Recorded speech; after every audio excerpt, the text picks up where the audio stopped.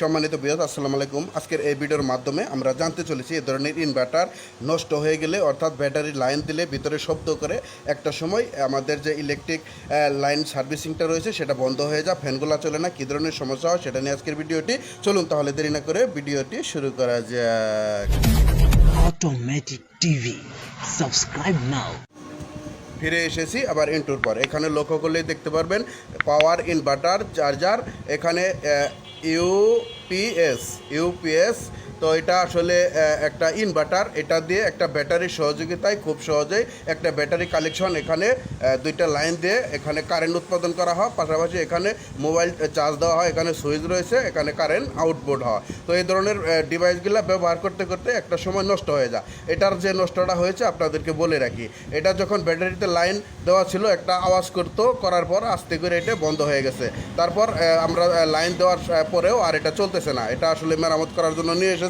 তো এটার ভিতরে কি সমস্যা আর কি সমস্যা হয় আর কি ধরনের সমস্যা, কিভাবে আপনারা এই ধরনের সমস্যা হলে ফেস করবেন এবং কি এটা মেরামত করে আবার পুনরায় চালাবেন, সেটা নিয়ে আজকের ভিডিওটি। এখানে লক্ষ্য করলে দেখতে পারবেন আমাদের এখানে যে সিস্টেমটা রয়েছে সেটা হচ্ছে একটা ব্যাটারির, এখানে লক্ষ্য করলে দেখতে পারবেন একটা ব্যাটারি প্লাস একটা ব্যাটারি মাইনাস। প্রথমে আমরা এটাকে খুলে ফেলবো, ঠিক আছে, এটা আমরা খুলে এটা রেখে দিব।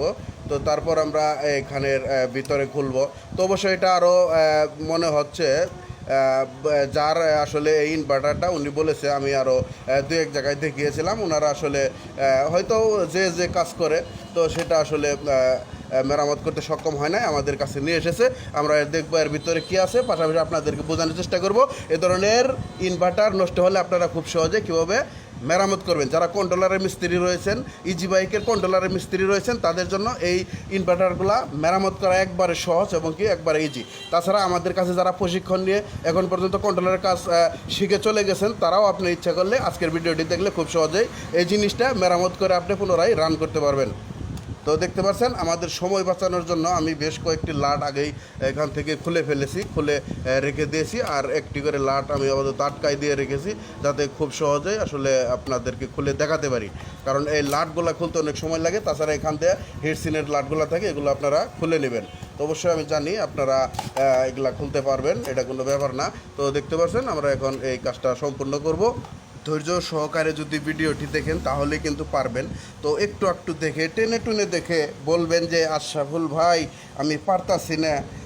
আপনি পারবেন কিভাবে? আপনি তো সম্পূর্ণ ভিডিও দেখেন নাই, এই কারণে আপনি পারতেছেন না। অনেক ভাই রয়েছেন ভিডিও টেনে দেখেন, একটু দেখে আমার কমেন্ট করা শুরু করেন মোবাইল নাম্বার দিয়ে। তো আমরা আসলে মোবাইল নাম্বার ওই উপরে কাজ শেখার জন্য দিয়ে থাকি, সেই কারণে আপনারা খুব সহজেই মোবাইল নাম্বারটা আমাদের কাছ থেকে সংগ্রহ করতে পারেন। তো অবশ্যই এই কাজগুলো ভুলেও করবেন না। তো দেখতে পাচ্ছেন এখানে আসলে ডিসপ্লের লাইন রয়েছে। তো ডিসপ্লের লাইনটা আমরা আসলে প্রথমে এখান থেকে একবারে জাপটায় আপনি খুলে নিব। তো খুলে নিব এই কারণে যাতে আমাদের এটা কাজটা করতে সুবিধা হয়। তো দেখতে পাচ্ছেন এখানে ডিসপ্লে যখন অন হবে তখন আপনি ইচ্ছা করলে এটা দিয়ে দিবেন আবার লাইন, ঠিক আছে। তো এখান থেকে আমাদের যে কাজটা করতে হবে, এখানে একটা আমাদের ফ্যানের লাইন রয়েছে, ফ্যানের লাইনটাও খুলে নিব। তো খুলে নিলাম, দেখতে পাচ্ছেন আমাদের ব্যাটারির লাইন, এটা ব্যাটারির লাইন এখানে রয়েছে। ভালো করে যদি না দেখেন তাহলে কিন্তু বুঝতে পারবেন না, আর টেনে দেখলেও কিন্তু বুঝতে পারবেন না। যারা আপনার ইজি বাইকের যারা কন্ট্রোলারগুলো মেরামত করতে পারেন তারাই কিন্তু এই কাজটা সম্পূর্ণ করতে পারবেন। তার কারণ হচ্ছে এই কন্ট্রোলারের সাথে এটা একে অন্যের কি পরিপূরক। তো দেখতে পাচ্ছেন আমরা এখন খুলে ফেলেছি, এখন আমরা এটাকে এখানে রাখবো। তো দেখতে পাচ্ছেন এখানে যখন রাখবেন এইভাবে আমরা ধরি আপনাদের, কারণ হচ্ছে আপনাদেরকে এই জিনিসটা বোঝানোর চেষ্টা করবো যেহেতু। তো এখানে লক্ষ্য করলেই দেখতে পারবেন আমাদের কন্ট্রোলারের মতো এখানে বেশ কিছু কি রয়েছে, মুসপেট রয়েছে, এখানে মুসপেট রয়েছে। তো প্রথমে আপনার কমপক্ষে 1 মিনিট পর্যন্ত আপনি এখান থেকে তাকিয়ে দেখবেন যে কোনো পার্টস সমস্যা হয়েছে কিনা, এখানে কোনো পার্টসের সমস্যা হয়েছে কিনা, এখানে কোনো পার্টস পুড়ে গেছে কিনা, কোনো মুসপেট পুড়ছে কিনা, কোনো লাইন ডিসকানেক্ট হচ্ছে কিনা, সেগুলা দেখবেন, ঠিক আছে। তারপর এখানে দেখবেন আমাদের যেহেতু প্রথমে আমাদের দেখতে হবে ইনপুট হচ্ছে ব্যাটারির লাইন, অর্থাৎ আমাদের এই ব্যাটারির যে লাইন আছে লাল এবং কালো, এটা দেখবেন। তো দেখতে পাচ্ছেন এখানে ব্যাটারির প্লাসের মাধ্যমে এখানে 3টি পার্স দেখা যাচ্ছে, ভালো করে একটু দেখেন, এখানে 3টি পার্স দেখা যাচ্ছে। এই পার্স 3টি প্রথমে আমরা এখান থেকে পরিমাপ করে দেখব, এখান থেকে পরিমাপ করে দেখব। আসলে এই পার্স বলতে গেলে এটা একটা ফিউজের মতো। তো আমরা এখানে যদি দেখি তো দেখতে পাচ্ছেন আমাদের মিটারটা কিন্তু সঠিক রয়েছে, কিন্তু এখানে যখন আমরা ধরতেছি কোনো প্রকার এখানে মিটার লাইন শো করতেছে না। তো এটা অবশ্যই 3টা ফেজের মাধ্যমে পজিটিভ এখানে প্রবাহিত হয়ে থাকে। তো অবশ্যই আমরা এখানে বোঝার আমাদের বাকি নাই যে এখানে আমাদের ফেজের সমস্যা হয়ে গেছে, অর্থাৎ এটাই কিন্তু ফিউজ। ঠিক আছে, এটা কিন্তু ফিউজ। এই যে এখানে 3টা ফিউজ রয়েছে। অবশ্যই আপনার যেটা আপনি মেরামত করতেছেন কোনোটা 1টা 2টা 3টা এরকম থাকতে পারে। তো এখানে আমাদের দেখা শেষ হয়ে গেছে, সম্পূর্ণ সার্কিটটা আমাদের কিন্তু ফ্রেশ রয়েছে, কিন্তু এটা আসলে চলতেছে না। তো কী কারণে চলে না আর লাইন দিলে কোনো কথাই কয় না, যেহেতু আমাদের এখানে ফেজ কেটে গেছে, এখানে পজিটিভ বোল প্রবাহিত হচ্ছে না, সার্কিটের ভিতরে লাইন ঢুকতেছে না। এই কারণে ব্যাটারি লাইন দিলে কোনো ফায়ারও করে না, কিচ্ছু করে না। প্রথমে হয়তো ফায়ার করেছিল, একটা ফায়ার করার পরে হয়তো এই ধরনের সমস্যাটা হয়ে গেছে। তো এখানে লক্ষ্য করে আমরা দেখতে পাচ্ছি যে ক্যাপাসিটারগুলো আছে এগুলো ফুটে নাই, যেমন তেমন কোনো সমস্যা হয় নাই। এখন আমরা আমাদের এই যে ইজি বাইকের যে কন্ট্রোলার মুসপ্যাড রয়েছে, এই মুসপ্যাডগুলো আপনার পরীক্ষা করতে হবে। এই ধরনের সমস্যা হলেই আমি কিন্তু আগেও বলেছিলাম যে ইজি বাইকের যে মুসপ্যাডগুলো থাকে সেগুলোর মতো মুসপ্যাড। তো দেখতে পাচ্ছেন এখানে বেশ কিছু মুসপ্যাড রয়েছে। আমরা এই মুসপ্যাডগুলো আমরা একে একে পরিমাপ করে দেখব কোনো মুসপ্যাড সমস্যা হয়েছে কিনা।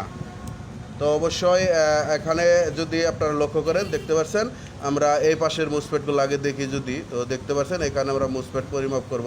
এটা আপনারা জানেন আমাদের এই যে বাইকের মুসপ্যাড 2-এর আশেপাশে থাকে। তো এটার মাপ কত আছে? 2-এর আশেপাশে আছে। তারপরে আমার পরেরটা যদি আমি দেখি কত রয়েছে, এই পাশে দেখি 2-এর আশেপাশে রয়েছে। এই মুসপ্যাডটাও ভালো রয়েছে, এই মুসপ্যাডটাও ভালো রয়েছে। তার পাশের এই মুসপ্যাডটা দেখি এই পাশে।